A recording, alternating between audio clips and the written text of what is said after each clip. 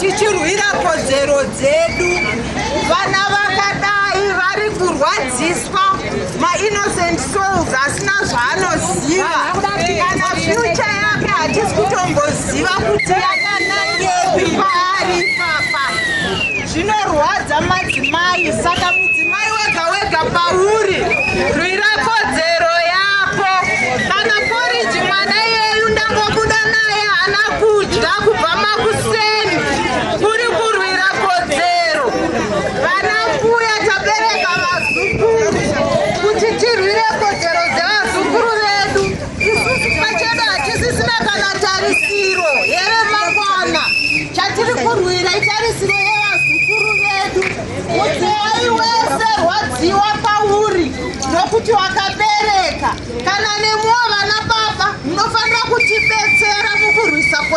dzedu. Muri kuona kuti remangwana redu rakatarisei, harina kujeka revana vedu. Vana kuzvikoro vari kuenda asi mabasa hapana. My name is Sylvester, online content editor for ZimDI TV News, Zim Digital TV Online. Sign up on YouTube to get to know what we do.